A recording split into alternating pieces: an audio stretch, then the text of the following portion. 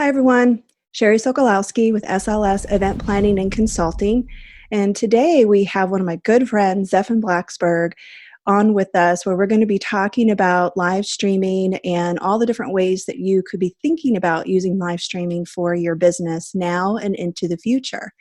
Zephan and I go way back. We used to work together at GKIC with Bill Glazer, and he worked with Mara, and the two of them collaborate quite a bit on a lot of projects over the past few years. And he's gotten into events and helping other people with their video recordings, their live streaming, their Facebooks, many different things. And we'll touch a little bit on that today, because I know right now a lot of people are thinking about ways that they can get in front of their tribe, in front of their clients, in front of potential clients. And he has some really great suggestions and ideas for us that we're going to be talking about today. So Zephan Blaxberg is the owner of ZMB Media, and I'm going to turn it over to you, Zephan, so that you can tell us a little bit more about yourself. Sure. I'll give a quick background as best as I can. I worked at GKIC in, about 2011 till just before 2013. And at that point, I went to work for Apple for about a year. And then right at the end of 2013, I found myself really unsatisfied with my job and realizing that it really wasn't based around my specialty. And so I decided to jump in the deep end and start my business, ZMB Media. And since that time, I've done everything from work for the Secret Service with government clearance to create videos for Amazon. I've worked with AT&T. You can also find me hidden in House of Cards in season 5. You'll see me sitting in the Oval Office. So it's really taken me to quite a lot of cool places. But really, one of the big things that we specialize in right now is working on live streaming and videos that can be created from a live stream, or leveraging that technology so that you can build your business. And a lot of people think of live streaming as just, oh, we're taking a phone out, let's go live on Facebook. But live streaming really allows us to do so many more things. It allows us to engage with our audience. It allows us to use multiple camera angles. It can even be used for larger events when you need to have a satellite location because you can't fit everyone within that one location. So there's a lot more that you can do with live streaming. And so hopefully today through our conversation, we'll share with you a little bit about that and help you think a little bit differently about what live streaming means. I'm actually right now using a lot of my live streaming equipment just so that you can get a really nice, pristine, professional camera and microphone look as opposed to the built-in web camera on my computer. So I know that you can't see it at the moment, but I actually have a professional camera. I've got some professional lighting off to the side. I've even got a second monitor down here in the corner so I can see what the camera sees without having to flip the screen and look at that. And I even have a control unit down here that allows me, if I had extra cameras, to bring those extra camera angles in, or PowerPoint slides or anything like that. And just to show you how accessible that is, I'll just do a quick 2-second demo. I'm going to have it fade to black, and then it's going to fade back to me. And this is all controlled from just a little panel that's really no bigger than a keyboard sitting right in front of me. So I'll just show you real quick. And see, that cuts to black. Yeah. And that cuts back to me. And I can even have it fade if I want. Oh, cool. So like there's... Yeah. Right, and all of that is controllable from this little keyboard-sized device that's sitting right in front of me. And if I had more cameras here, I'd even be able to change to up to 3 more camera angles, or 2 cameras and PowerPoint slides. So, if I were giving a true demonstration, like a cooking demo where you needed to see the pots and pans as I'm working, but then I wanted to turn to you and face the viewers and talk separately, or maybe we wanted to bring in PowerPoint slides with the recipe. It gives me that flexibility all from a really small area. And it's really, really cool what we can do with it, because the sky is truly the limit. It's as small as, one person talking to one camera like this, to with this setup up to 4 cameras. And with some of our other setups, we could go as high as 12, 15 cameras. So it's pretty wild what we can do when it expands. That's pretty cool. Because I know back in the day when live streaming was kind of starting to come out at live events, we were using live streaming to be able to bring in people that weren't at the event into the event. And people were selling those tickets, like virtual tickets, to where they could take part in the event happening through a live stream audience. But now we don't need to physically be in a location like an event to do it. We could do it from the comforts of our home office or in a business. And I know you've told me the times that we've talked over the last couple of weeks that you've gone out to the hospitals to do live streaming of training there for their staff because they can't get everyone together because of everything that's going on. So there's so many different ways that we could be using live stream for our business. I think the big question that some of our viewers may be having, and I know these are things that people have asked me, is, can someone like myself who isn't really tech savvy be able to do live stream, or do we need to hire someone like yourself? Although we would want to hire someone like yourself, but let's say we're in a location where you're not and we want to do a live stream.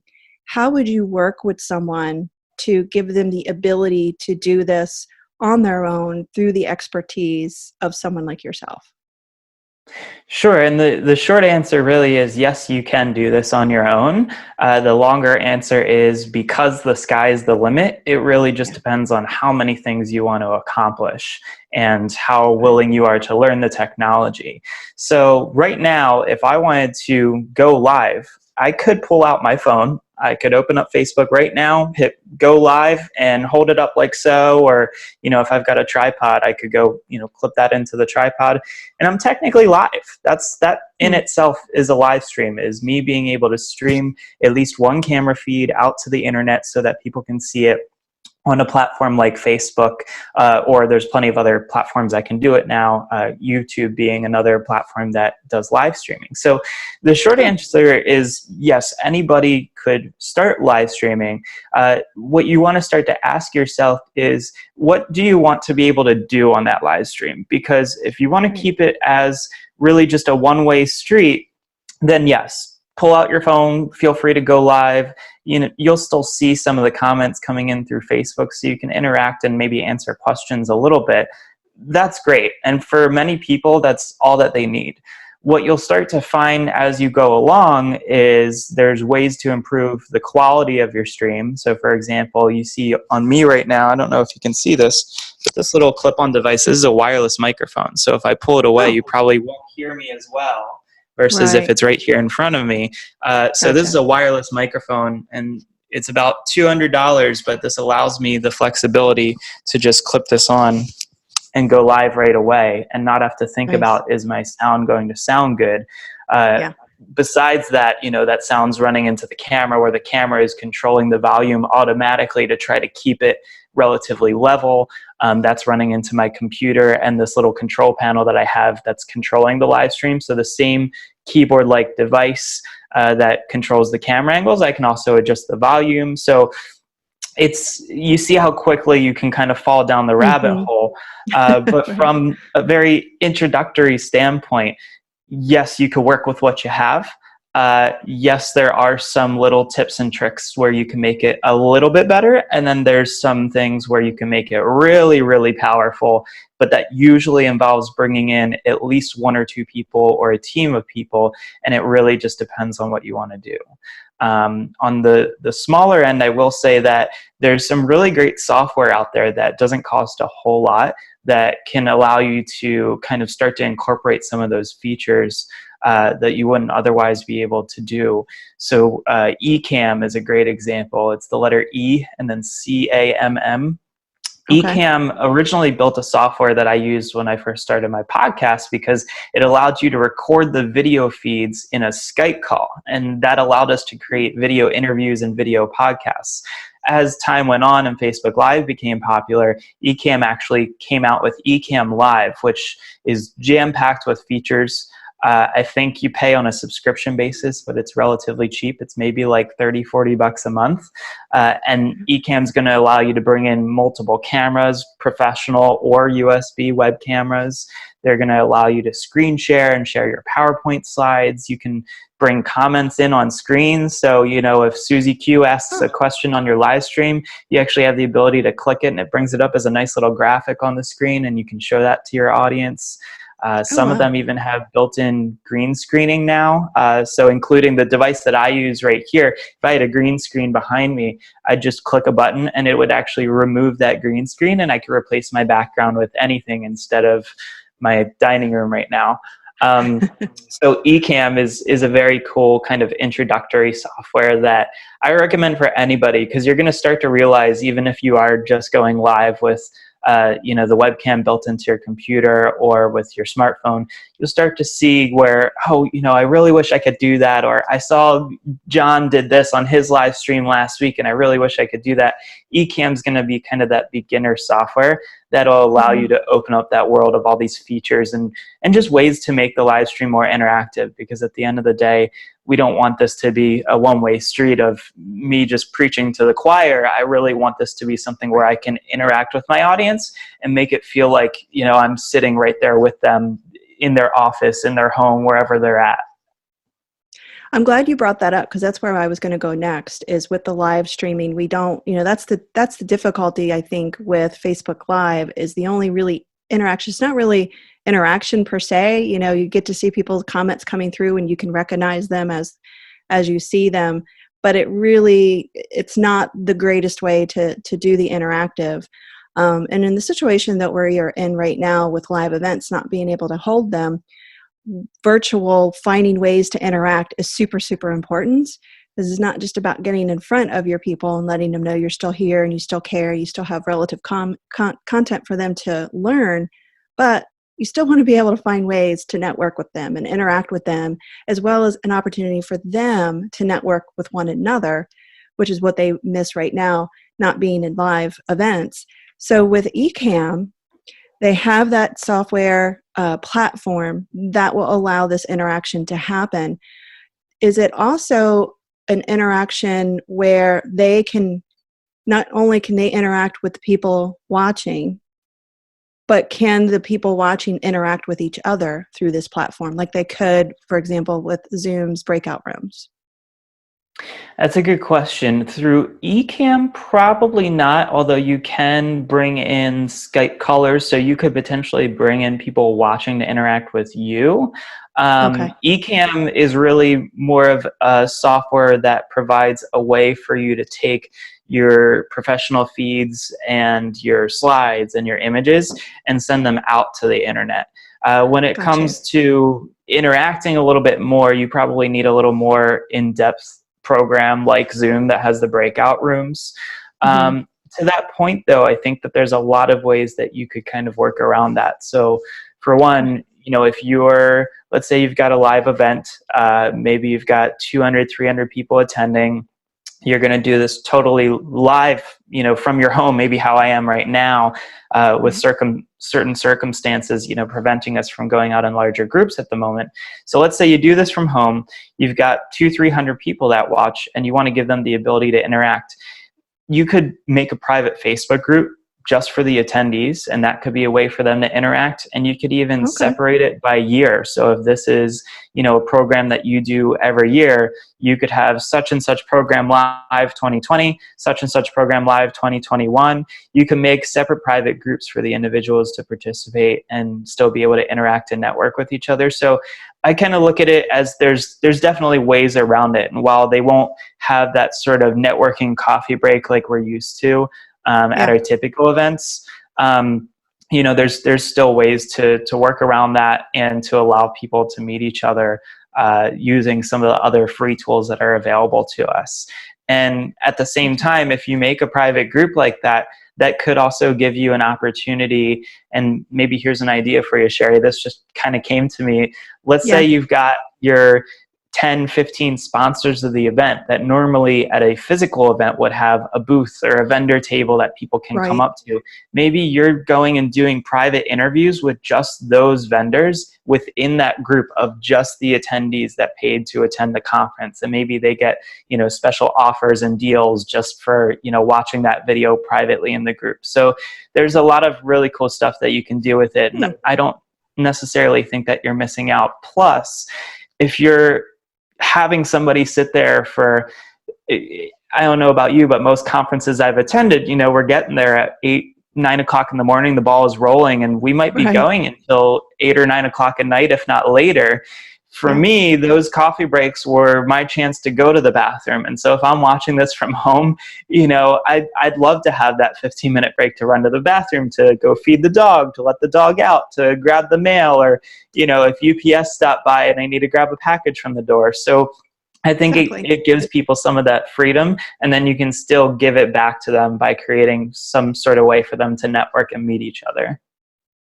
That's an interesting idea that I didn't even think about, because right now, one of my clients, we are preparing for a virtual event in May, and we did sort of a test run for one day virtual a couple of weeks ago, and it was an opportunity for him to give back to the community with some content, as well as all of the proceeds went to the food bank for the need that is happening right now.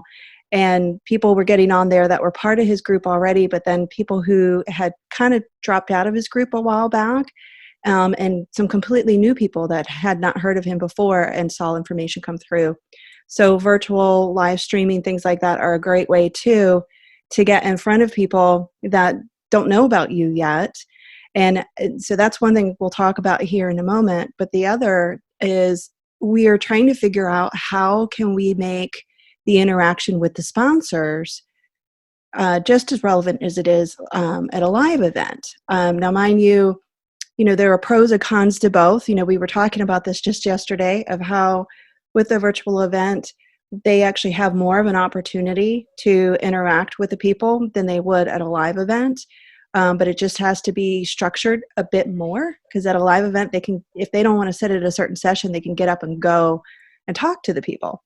Whereas at a Mm-hmm. virtual event, if you don't set that up for them, then there really isn't a way for them to communicate. So this Facebook group, this private Facebook group, is something that I, thanks to you, can talk with them about and say, hey, maybe this is an idea that we can set up. Because we were trying to figure out setting up maybe a calendar for each of the sponsors so that they could schedule appointments throughout and have that one-on-one to try and engage and do the raffle somehow. And I gave suggestions on that. So this private Facebook group, I think, is a great idea. So those that are listening to this, if you haven't thought of that, definitely look into it, because I do think that that is a great way to continue that interaction. That could even be, and this really talks more what I like to share with my clients, is the way that you can continue, which we'll talk a little bit about that in a few minutes too, the way that you can continue that interaction after, right? That's the whole thing, is And I being able think to it lets continue that. you look at it kind of like a funnel, right? Because at the end of the day, we Yes, want to funnel people to become customers. And so right. if we can get them off of that live stream into another smaller, more controlled area, and then continue to funnel down and break it down, it's really just all going to come down to the follow-up and the things that you're providing to them after the Yes, live portion of it. And yeah, they're still going to get plenty of value out of it. So I don't think we're really losing out. Sure, there's different interaction face to face and a lot of meetings that are held, or people go out to dinner in the middle of a conference, but I think that there's still ways that you can encourage people to meet each other, to build those connections, and you can also provide massive value to the vendors and the people that are helping you pay for your event. right. Yeah, I agree with you on that. And that's something I definitely did not think about before. So that's a gold nugget right there, Zephan. Thank you. So we're going to jump a little bit to what we mean about the funnel and what we mean about what can you do. So going back again to the olden days of when live stream first came out, at live events. It was just a portion and a part of what we were doing at live events. But the other big significant part that we were doing at live events, and people still continue to do it to this day, is video record and recording Mm-hmm. those sessions and using that as an opportunity to either give back through charity or an opportunity to gain more revenue to cover some cost, or if they were really, really thinking about it in a smart business way, to repurpose the recordings for additional products down the road, or maybe even a boot camp or a workshop or some sort of online course. If they were thinking outside the box on how can I use this best to my advantage for additional revenue down the road, that's what they would be using their live recordings for. So in a live stream environment, you and I talked about this the other week, what could people be thinking about to be able to do that same thought process for a live stream through a virtual event? How could they then use that down the road as well for additional revenue Sure. purposes? So really, you should be looking at your live stream as no different from a content standpoint than a conference, because you're still recording all the same stuff. And so what I recommend to people is to really look at this as the best possible opportunity to recycle and create new content out of what you're getting. And I actually have a whole presentation that I give on this, but I'll give kind of the nutshell version that makes a whole lot of sense. Is that if you look at video, it's the best possible medium, right? Because you have the visual, you have the audio, and you also have a little bit of the kinesthetic, which is all three of the ways that people learn, is either hands-on, visual, or audible. Yep. From the hands-on standpoint, video, especially with multiple camera angles, so if I had 3 or 4 other cameras set up, I could really show you the hands-on and how my switcher works and how things are feeding into the computer and how I'm lighting this. So there's so much content in that one piece. You're probably not thinking about it the way that you should be just yet. So I'll kind of run you through what I would recommend if you told me, hey, you're stuck in quarantine during coronavirus and you need to put on a live event, let's say in 2 weeks, and your live event's going to be all about marketing your business with video.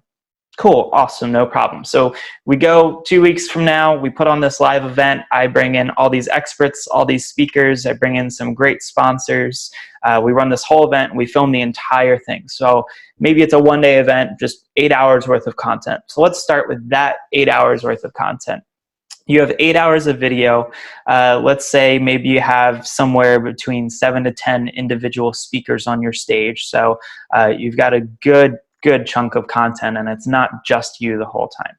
So let's take that video and break it down for a second. Let's say that you've got your 8 hours of footage and you split it into the individual speakers. So now you have, just for numbers' sake, let's say you have 10 individual speakers, anywhere from 30 to 45 minutes a piece. You've now just created a course potentially, just with the video right there that you could sell. You've created the recordings that you could sell. Now, if you take that content, you break it down even further, you could go ahead and transcribe it, and that whole thing could either become a published book on Amazon or even just a published workbook, or kind of like a tag-along worksheet that people could have to go with the virtual recording so that they can take better notes. Those individual transcripts could be broken down into blog posts and articles on a website that could be, syndicated across LinkedIn, Facebook, Reddit, Medium, any of the other blogs that, you may write for. You could pull that audio out of the video and turn it into a podcast. Then you could break it down even further and say, how do I pull miniature bite-sized pieces out of this? Well, from the video standpoint, you can pull up to 60-second clips out of some of the best golden nuggets that speakers are giving. And now you've just created Instagram posts, you've created Facebook posts, LinkedIn is you can actually go up to 10 minutes on LinkedIn, so they could be LinkedIn posts. They could be little bite-sized pieces that you also throw out there on YouTube, or perhaps in that private group that you created specifically for people to, network from the event, just to kind of keep them hyped up or remind them of some of the golden nuggets they already learned. Mm-hmm. So this one piece of content, this one day, really becomes all of these resources. And in a world where everyone like Gary Vaynerchuk and these guys that are creating massive amounts of content are encouraging you to be everywhere and to be on every platform and to create Right. videos and images and audio and this and that, you really can take this one piece and you could even outsource it. You don't have to do it yourself. And you could create a million other things. And that content Mm-hmm. could potentially fill your next year's worth of marketing on your Facebook fan page. It could fill your next year's worth of emails, subjects, and topics that you send out to your email newsletter list. It could easily cover your Instagram. I mean, pretty much Right. every single platform could be covered from that one event. And it doesn't just have to end at, oh, we're just going to sell the recordings, because that content can be turned into so many other things. And I'll give a great example. When I had my podcast a few years back, we did 175 interviews, approximately 30 to 45 minutes apiece. And then at a point in time where I decided the podcast was no longer what I wanted to do, it was no longer serving me or my business, I shut it down. And I sat there for a couple years, and I had all this content that I had stockpiled and just sat on top of. And I chose to take these, they were video interviews, so they were on both YouTube and Facebook, and then the audio was getting stripped out and sent as a podcast. I took them and I transcribed them all. So now I just turned video into audio into text. And then once I had all of the transcriptions from all of these interviews, we're left with, 175 interviews that are anywhere from, 10 to 20 pages of transcript. So, we're somewhere in the range of like 1,200 pages worth of text. So I then took my 36 favorite interviews and I sent them to a ghostwriter who I specifically asked. I said, I want you to pull a Tim Ferriss, because Tim Ferriss's books recently have been his interviews just condensed. The fluff has been removed and it's just the best of the best of the best. And so Mm-hmm. I had a ghostwriter do that for me and then sent it to an editor to clean it up, because since it was an interview recording, it sounded more how we would speak and less how you would read it in a book. So I Mm-hmm. had the editor clean that up, and that just became a 300-page book that I was able to self-publish on Amazon, both as a paperback and a Kindle. So now I've built an entirely new revenue source for me just out of content that had been sitting there for a couple of years. And I really didn't have to do much. I wrote the introduction to it. I asked a friend to write the foreword for me. Outside of that, I really just outsourced everything. The cover design was outsourced on 99designs.com. The interior design of the printed book was outsourced on Upwork.com. The editor, the ghostwriter, the transcriptionist, all on Upwork.com. So really, all I touched was just writing these postings on these outsourcing websites to get the content outsourced and to get that work done. And then all I'm doing on the back end of it is just kind of giving my double check through it, quality control, just make sure everything turned out how I want it to. But I didn't have to Right. sit there for hours on end designing the book cover. I didn't have to sit there for hours on end, laying out this 300 pages of text. It was all done for me. And that's just one small example of how taking existing content that I haven't even touched in years, I can Yeah. turn that into a new source of income simply by changing the medium and the format that it's being delivered by. And it didn't have to all fall on my plate. And as long as I had just a little bit of a budget to work with, it really gave me the opportunity to earn that money back anyways, because, once the Right. book's selling, Amazon's sending me a check every month.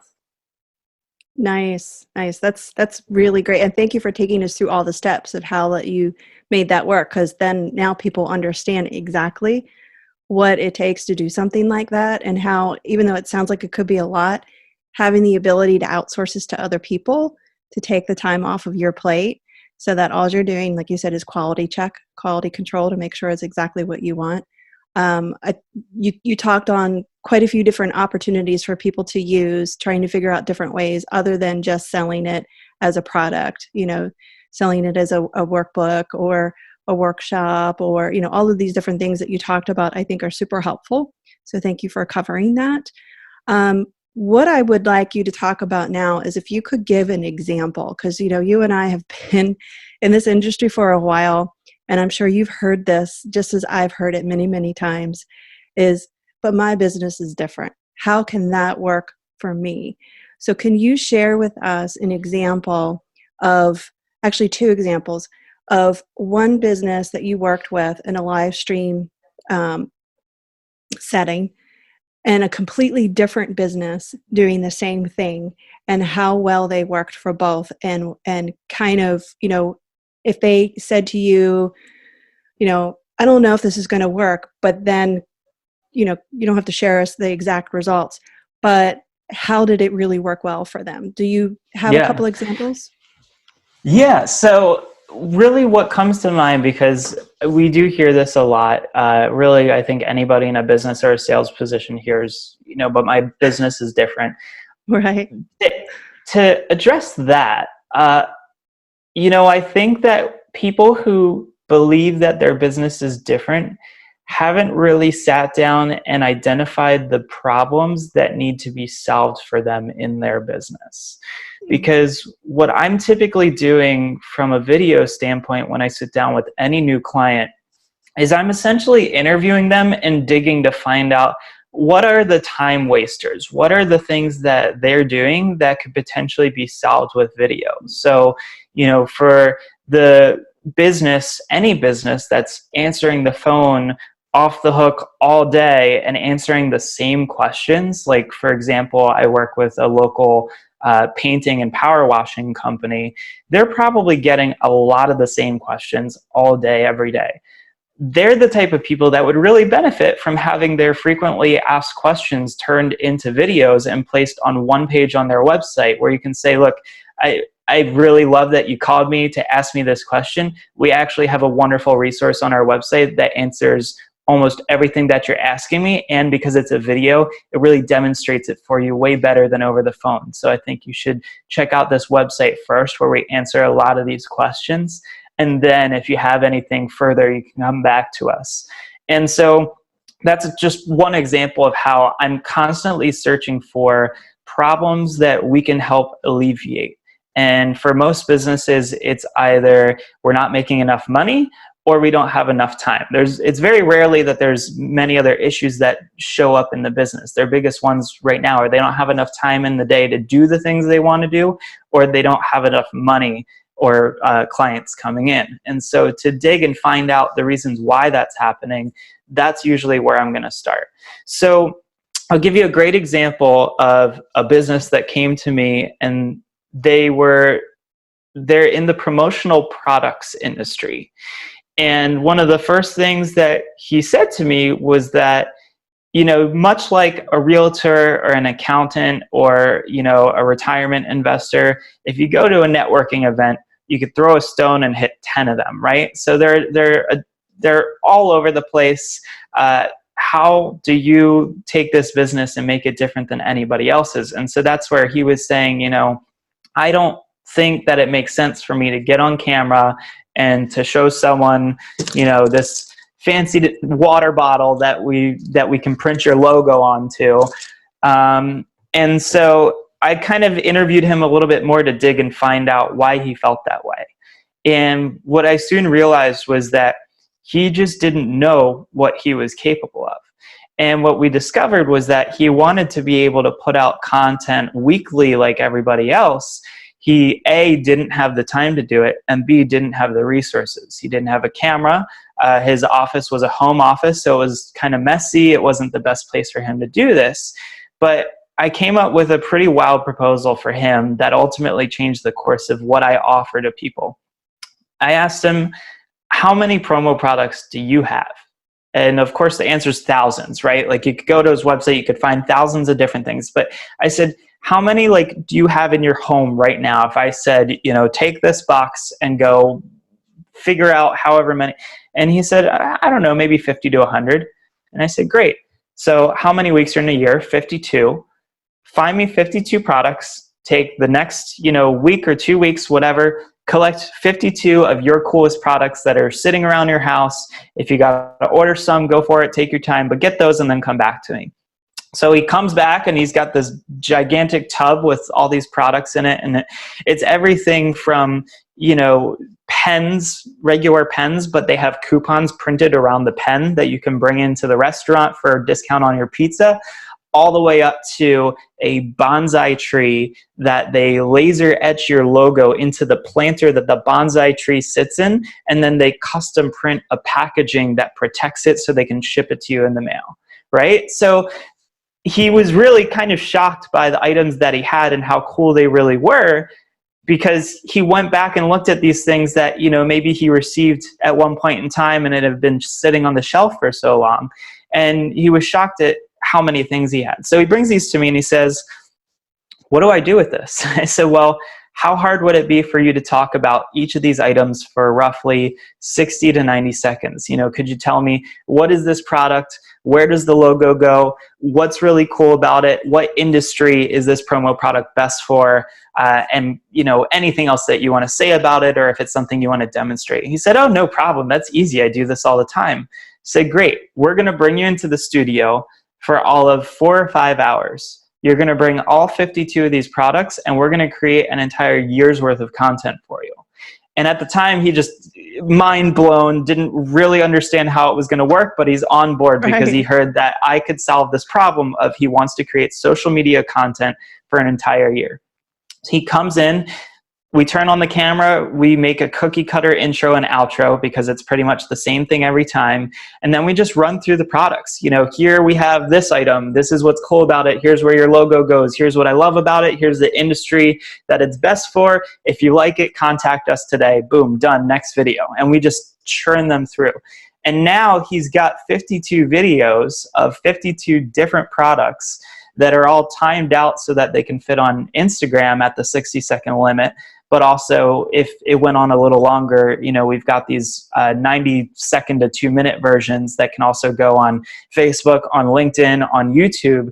And the funny thing is, so his company is called Fired Up Promotions. So he does hashtag Fired Up Fridays. And every Friday on LinkedIn, he posts a Fired Up Friday. He uploads one video. He does a little blurb about the product. And he told me that every single Friday he gets a phone call from a new potential client because they see these videos and they've been gaining steam. And it's as simple as 4 or 5 hours in a studio where if you can talk, if you know just a little bit about what you're doing, then you can do something massive with very little time and effort. So that's kind of the first example, not necessarily on the live streaming side, but you could have taken that as a live stream. You could have done a full, couple hours long, or maybe a couple 1-hour live streams on your social media pages and done pretty much the same thing with an intro, run through a bunch of products, and an outro. Maybe you do some cool giveaways in between to keep people engaged.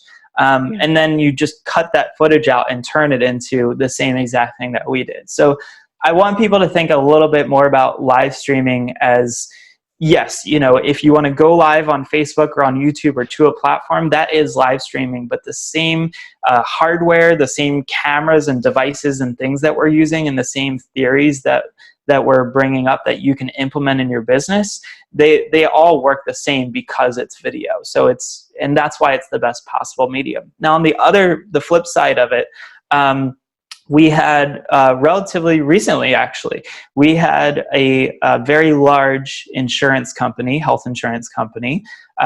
You might have heard of them. And I don't want to say their name just for privacy purposes, but they are humongous. Their offices are in downtown Baltimore. They have thousands and thousands of employees spread out across multiple buildings. And they do these quarterly town hall events where originally I believe they were just using like Skype for Business, and the CEO is just right here in front of his computer, nothing special. Well, they have a beautiful presentation room on the top floor of this building that overlooks downtown Baltimore, and you can seat probably 200 people in it. So what they realized was they could start live streaming this. Now, it doesn't have to be public facing though. A lot of people think of live streaming as Facebook or YouTube, but live streaming can also be private. It can be locked down to a private page. It can be locked down to a Zoom call that's password protected. It can be locked down to Skype for Business or WebEx or pretty much any other communication platform that these corporations are using.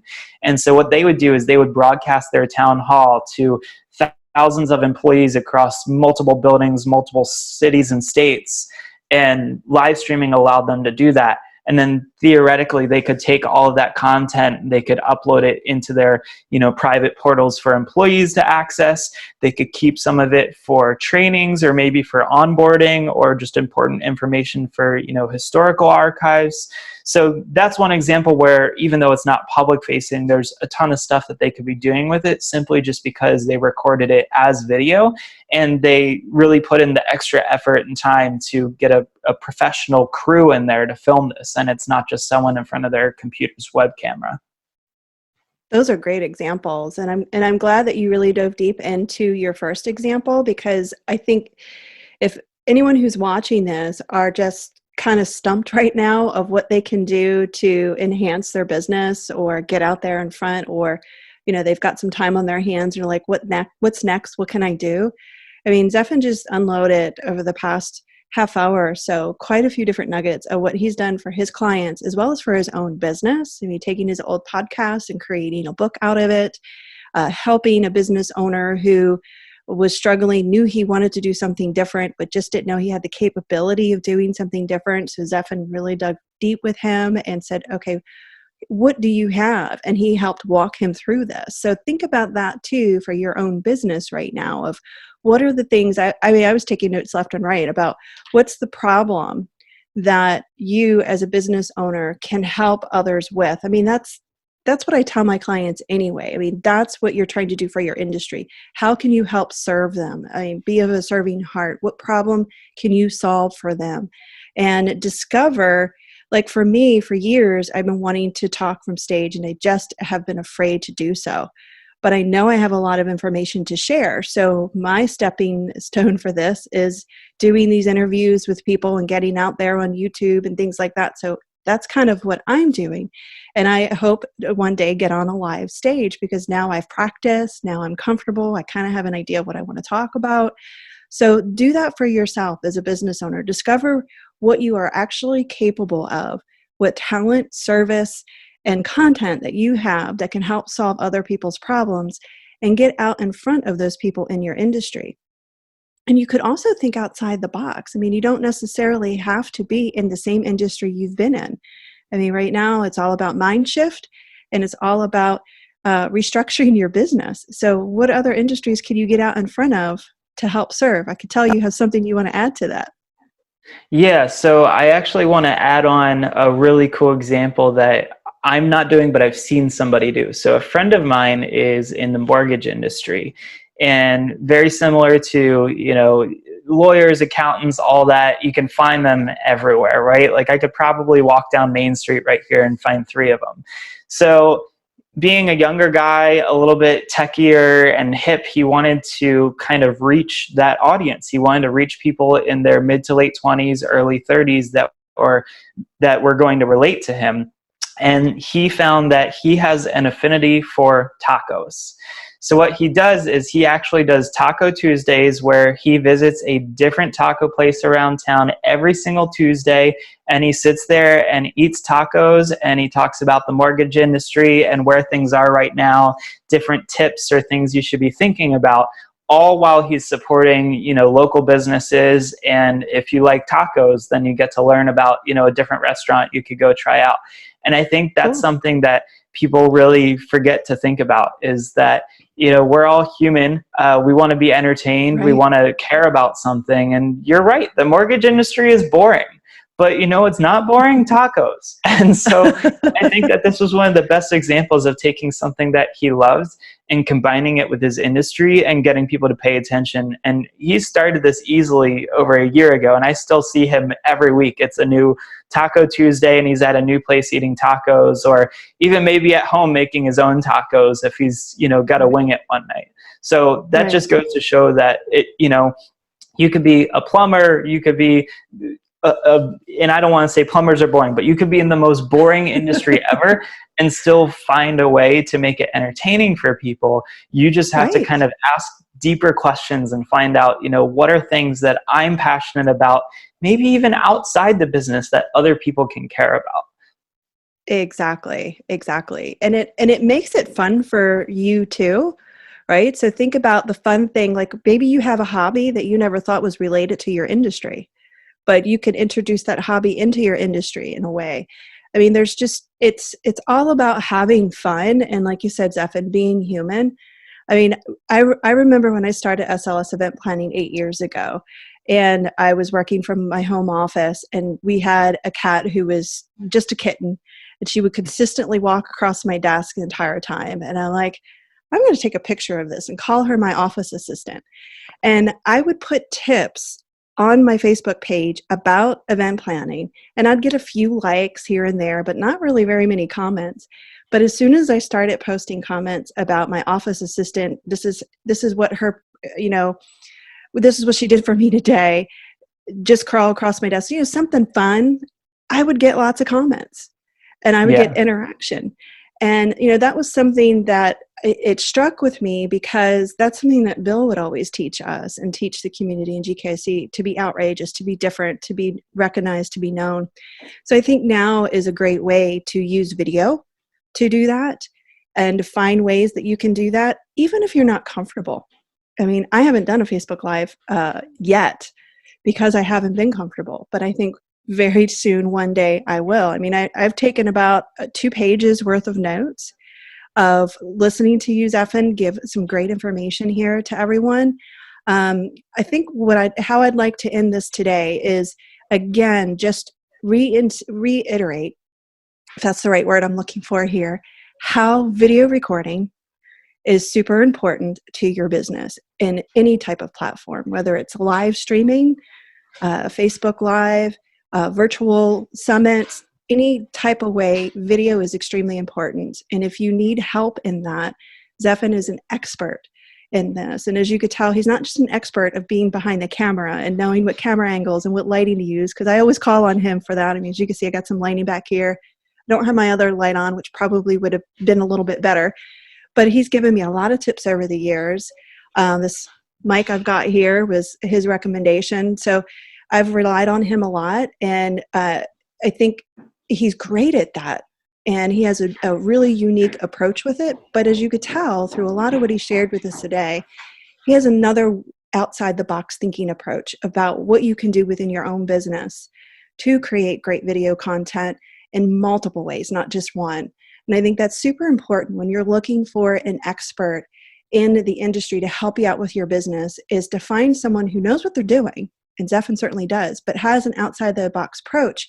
Because what you don't want to have happen is you don't want to call up an expert and say, hey, I need help with this, but I'm not sure, I don't know what I don't know, because I get that a lot. You want that expert to say, well, let me walk you through it so that you can discover what it is that you do really actually know, but you just didn't know what to do with it. And that's something I believe Zephan wholeheartedly could do for you, because he cares. He has great experience. He has worked in many different arenas in regards to video, and he knows a lot of people. So if he doesn't know the answer, he will certainly be able to help guide you and direct you to who does. So again, Zephan, if you'd like to leave your contact information for our viewers here so that they know how to reach out to you if they're looking for someone like yourself to help them out. Sure. And I would reiterate exactly what you said is, I don't know what I don't know. And I think one of the best things that you can do is, if you're coming to someone like me or like Sherrie and you're looking for answers, start from the end result. What is it that you actually want to achieve? Because I've had so many people come to me and they're like, I want to make this video and do this and do that. And I say, okay, why? And then they say, well, I saw another guy in my industry do it. I say, okay, did it work? I don't know. So why would you come to me saying, I Right? want to do this thing that I don't even know works? Come to me and say, this is what I'm trying to accomplish, and then let the people that are experts at this help you work backwards to find out what it is that you really should be doing. Back when I worked for Apple, I was actually known for convincing people not to buy iPhones, because they would come in and they would say, sell me this phone. And I would say, I don't need to sell this to you. I'm not trying to sell you something you don't want to buy, right? Like, tell me why you were interested in coming to the store today, why you wanted to buy this phone, and let's go Yeah. from there. Because at the end of the day, that was your end result, right? Is you wanted to walk out of the store with an iPhone. Let's work backwards to figure out why and make sure this is the right thing for you. Yeah. So I just wanted to throw that out there. And I agree with you speaking of, 100%. Yep, I do. yeah, Yep. and speaking of office assistants, the second you said it, my office assistant started to poke her head down the stairs here. The joys of working from home. But Right? yes, the best way to reach out to me is through my website. It's www.z as in zebra, M as in Mary, B as in boy, media.com. And then I also have a online directory on Facebook with over 4,500 videographers in it that we've built worldwide in a Facebook group that's free to join called Videographers Connect. And we're slowly working on building out a legitimate directory of a website that you would be able to go to, so that, let's say you're in Phoenix, Arizona, and you say, look, Zephan, I would love to hire you, but you're in Maryland and I just don't have the budget to fly you out to film me for an hour-long talk. We're now going to have a directory that you'll be able to go to say, I am looking for someone that films corporate speakers in Phoenix, Arizona, and you'll be able to find somebody. So, and that's a resource that, you know, if you connect with me, I'll be able to connect you to as well. So really the website's the best way to get me. It's got my email, it's got my phone number, and all my other information right there. And any interest in the books, of course, they're on Amazon. You can just look up my name and you'll find me on there as well. And I'm always happy to kind of share how I did that process a little more in depth. But I think I did drop quite a few knowledge bombs earlier just in listing, you know, Upwork and 99 Designs are really my two biggest weapons with outsourcing and getting those things to happen. So Upwork.com and 99designs.com. Can't recommend them enough. Really just use your head, find people that have great portfolios, great reviews. Don't hire somebody that hasn't been on the platform for very long, and you'll see a lot of success with that. That's some great information. And I actually was thinking as you were talking about it, what could I do? Because I have a ton of content too that could, because I've always been told, Sherry, write a book, write something to it's like a lead gen, right? It's an opportunity to get your information out in front of people. And so I'm like, I'm going to drop a golden nugget for you on that one too. That might blow your mind a little bit. Oh, hold on. All right. We've got another minute or two. Absolutely. So bringing up lead gen with books. So yes, correct. It is a lead generator. In my first book, I actually had a whole bunch of giveaways and things, and you'll see it at the beginning of the book, at the end of the book, throughout. But on top of that, Amazon is actually one of the coolest ways to lead gen, because most of you are thinking, if you have to build an email list, I've got to pay for ads, I've got to run Facebook ads, I've got to spend all this money up front. Not so fast. So one of the coolest features about publishing a book through Amazon is that if you create the Kindle version, the ebook version, which, by the way, anyone can download. You don't have to have a Kindle. There's a Kindle app you can download to any computer or phone, and you can read ebooks. But you can create a Kindle version of your book, outsource it on Upwork when you do your other interior design for the print book. When you upload a book to Kindle, there's a program called KDP Select, Kindle Direct Publishing Select. And what that allows you to do is every 90 days, you can give your ebook away for free for, I believe, up to 5 days in a row. And you could split that. You could do 3 days. You could stop it for a month or two, do 2 days. But if you do 5 days and you hit the max, you just have to wait another 90 days before you can do this again. And you can give this book away for free on Amazon, but now you're probably thinking, well, I don't have an email list. I'm starting from zero. How are people just going to find this? So on top of just organically people finding it on Amazon, because it's hard for that to happen out of, you know, a library of millions of books, you can actually make it free. And then if you go to websites like reddit.com, which is a popular online blog, they actually have subreddits or subcategories. For example, the subreddit e-freebies. There's a bunch of other like free ebook categories. So the day that your ebook goes live as free on Amazon, you can post those links within these subreddits and potentially get millions of eyeballs on them. And I actually did this once and wound up with over 4,000 downloads within a 5-day period, just because I Wow. was posting the link to this free ebook on Reddit. And then there's a bunch of free ebook Facebook groups. If you type in free ebook, you'll find them. And then there's, you could write blog posts on LinkedIn linking back to this free book. You can advertise it on your Facebook, every other social platform that you're on. If you have a smaller email list, you could start with that. But you could potentially give away thousands of copies of your book for free. And if you did a great job within the book of giving away some sort of digital lead magnet, you're going to be collecting their emails anyway, because they're going to be coming back to your website to download whatever your giveaway is. So just a real golden nugget there. If there was ever a time to publish a book, now is the time, because you basically have a free way to generate leads that most people aren't even taking advantage of, because everybody's teaching and selling their course of how to run Facebook ads. So everyone just Right. thinks that that's the only thing you can do. So if they were to do it this way, they collect all of the emails of the people who download the book? You won't collect emails through Amazon purchases, because Amazon doesn't give you that ability. But if Okay. you put something in the book of, hey, we have this irresistible special offer if you go to our Got you. website just for downloading our book, we want to also give you this free video training. Hey, live recording from your live stream. We want to Right. give this away for you for free if you sign up on our website. So Got it's you. really a fantastic opportunity to get your book and to get it's almost like an introduction, like a business card, by giving them the Right. book, and then you get them to go deeper down the rabbit hole, aka the funnel, Mhm. closer to becoming a paying client. But it's just a free way to do it, instead of going and dropping $2,000, $5,000, $10,000 on Facebook ads just to try to build a list of a few thousand people with the Yeah. hopes of getting a 2 or a 3% open and conversion rate.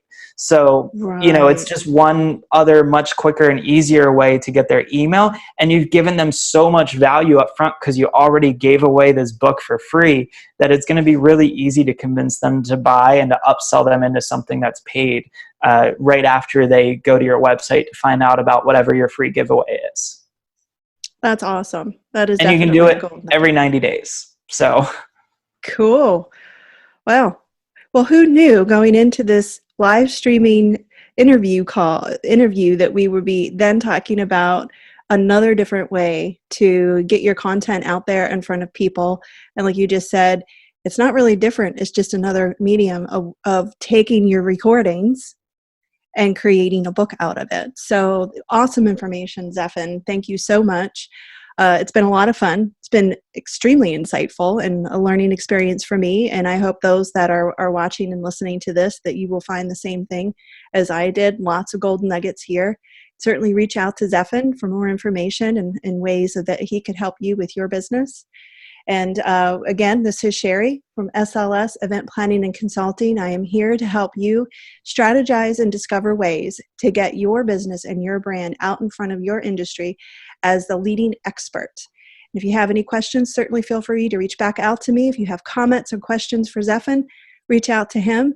And again, stay safe. See you next time.